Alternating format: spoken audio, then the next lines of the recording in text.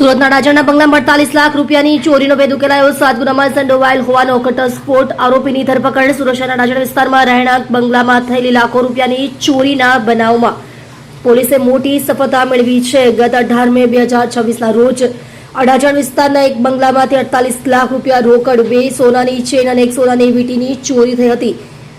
આ બનાવ બાદ સુરત પોલીસ દોડતી થઈ ગઈ હતી અને આરોપીને પકડવા માટે ખાસ તપાસ શરૂ કરવામાં આવી હતી. પોલીસે ઘટનાને લઈને ગંભીરતાથી તપાસ માટે 20 જેટલી પોલીસ ટીમો બનાવી હતી. અલગ અલગ ટીમો દ્વારા સીસીટીવી ફૂટેજ અને ટેકનિકલ સર્વેલન્સના આધારે તપાસ હાથ ધરવામાં આવી હતી.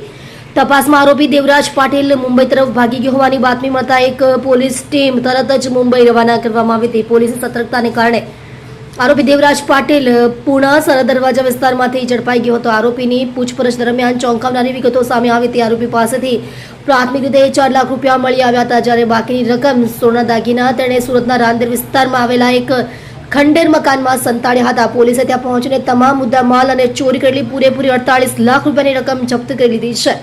પોલીસ તપાસમાં એવું પણ બહાર આવ્યું છે કે આરોપી દેવરાજ અગાઉ પણ 7 જેટલા ગુનાઓમાં સંડોવાયેલો છે. હાલ પોલીસ આરોપીની સઘન પૂછપરછ કરી રહી છે કે તેણે અગાઉ કયા કયા વિસ્તારોમાં ચોરીની ઘટનાઓને અંજામ આપ્યો છે. જેમાં અડાજણ પોલીસ દ્વારા આરોપી દેવરાજ ઉર્ફે કાલુ અભિમન્યુ પાટીલ, ઉંમર વર્ષ 29, ધંધો વેપાર, રહેવાસી કૈલાશનગર સોસાયટી, જેપી કમન હાઉસની બાજુમાં, નાનપુરા, સુરત શહેર, તેને પકડી પાડી કાયદેસરની કાર્યવાહી કરવામાં આવેલ છે.